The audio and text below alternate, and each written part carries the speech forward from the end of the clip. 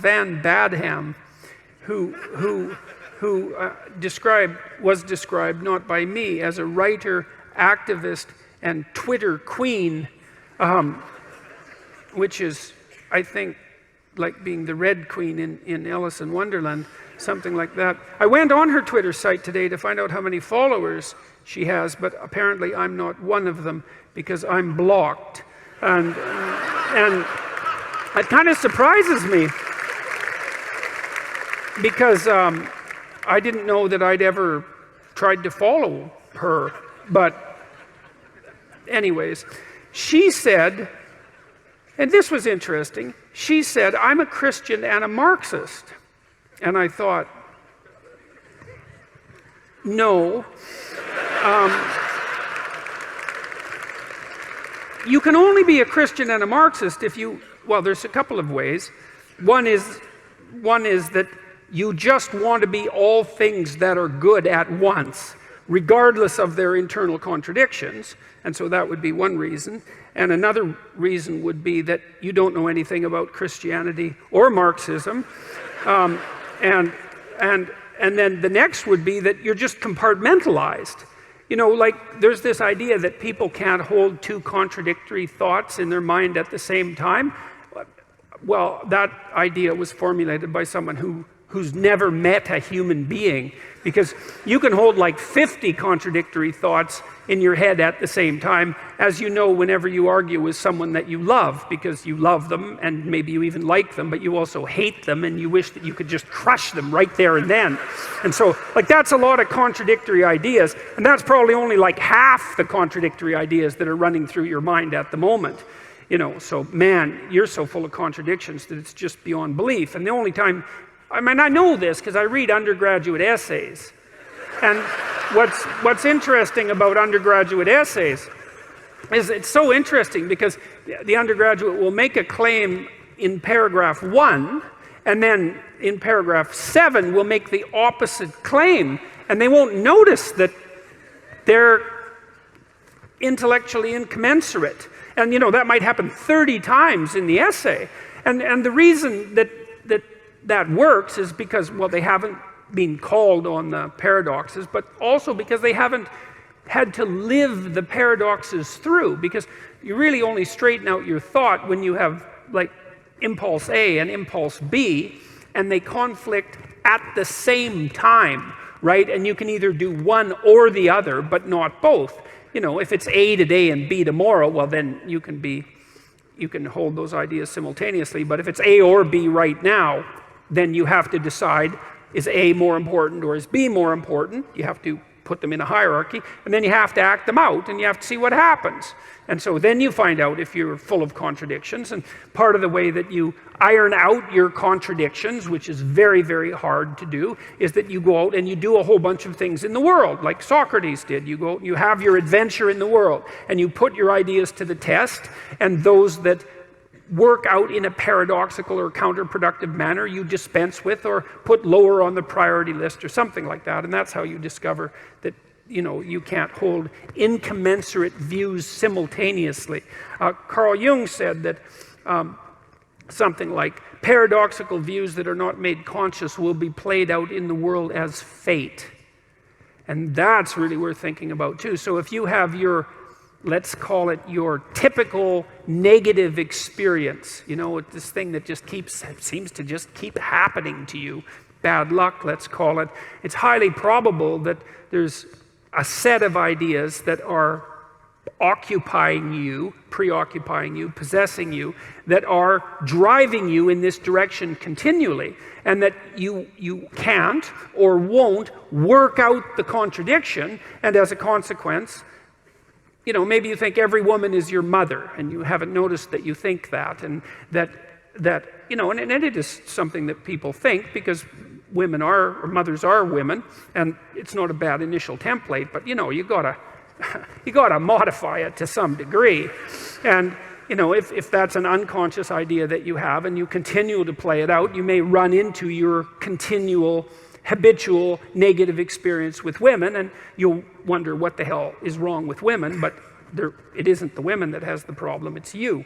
And if you run into problems with women all the time, then it's highly probable that the problem is you. So, not always, but generally. So let's go into this Marxist and Christian idea here just for a minute. So we'll start with some of the ideas of Marx. Well, Marx believed that people were basically socially constructed so that we were blank slates, and that whatever our nature was given to us essentially by our surroundings, but even more importantly by our social class, right? Because Marx was a theorist of social class and believed that the primary dispute, let's say, the primary motivator of human history, the primary driver of human history was something like the rich versus the poor, the bourgeoisie versus the proletariat, and that was a consequence of your social upbringing, and that your group identity was paramount. Okay, so there's nothing about that that's vaguely Christian. That's not how the Christian worldview works. It's not how the Judeo-Christian worldview works, because in that worldview, you're fundamentally an individual. Your nature is fundamentally attributable to you by God. You're fundamentally responsible to God, and and history itself is something like the playing out of your relationship to the transcendent. So those things aren't the same. They're not commensurate. You can't believe both of them at the same time. Marxism is a materialistic philosophy. It's predicated on the idea that, essentially, an idea that Dostoevsky criticized in great depth was that if you just made people rich enough, let's say, if you deprived them of their privation, if you equalized their economic status, let's say, that the utopia would come to light upon earth. And, I have a certain amount of sympathy for a viewpoint like that, because, who likes starvation and misery? There's nothing positive to be said about that. But I think Dostoevsky was right, too, in his criticism of Marxism, although he wasn't directly aiming this at Marx, in Notes from Underground, where he noted that, if you gave people what they wanted in terms of, let's say, bread and circuses, if they had, as he said, nothing to do but eat cakes and busy themselves with the continuation of the species, which is kind of a nice phrase, that the first thing they would do is take a hammer and smash things just so that something improbable and strange would happen, just so that we could have our way. And it's kind of a recapitulation of the idea of original sin in Dostoevsky's subtle manner, is that we're the sorts of creatures that, what did he say? We're ungrateful. That's the thing that primarily distinguishes us from animals, is we're ungrateful and that we can curse. That was what he thought made us different than animals. And that even if we got what we wanted materially, that wouldn't satisfy us, because we're not the sorts of creatures that can be satisfied with material possessions, let's say, or material comfort, because it isn't even obvious that we're after comfort. I mean, what do you want? You want to just lay in a feather bed and eat peeled grapes all day? I mean, maybe for an hour or so, that might not be a bad idea, but, it's going to get dull pretty quick. You're going to go out looking for trouble. And it's certainly possible that the more material resources and the easier they were to get that you have at your disposal, the more creative ways you're going to find to cause yourself trouble when you go out and look for trouble. And that's a testament to the human spirit, and Dostoevsky knew this. It's like, well, whatever we're here for, it isn't the utopia of equal material distribution. We're not looking to be fed and asleep, And I don't know what it is that we're looking for. God only knows. Maybe what we're looking for is to continually keep looking, something like that. I mean, that's the sorts of creatures that we are. But the materialist philosophy is that, well, if you just provided for people economically, problem over. And no, wrong. I mean, most of you are, as given that you're going to be ill in one way or another, and that you're still subject to mortality and all of the terrible natural limitations that human beings are characterized by, you're about as well off as you're going to get.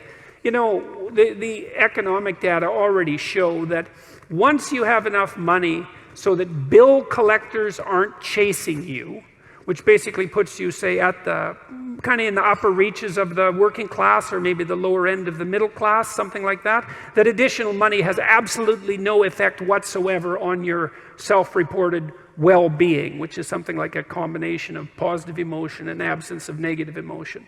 So you might like to think that, you know, if you were rich, your life would be better. And maybe it would be somewhat better, but it wouldn't be as much better as you might hope.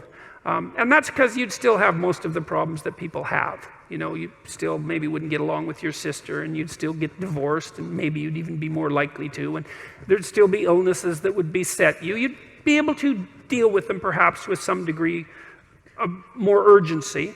And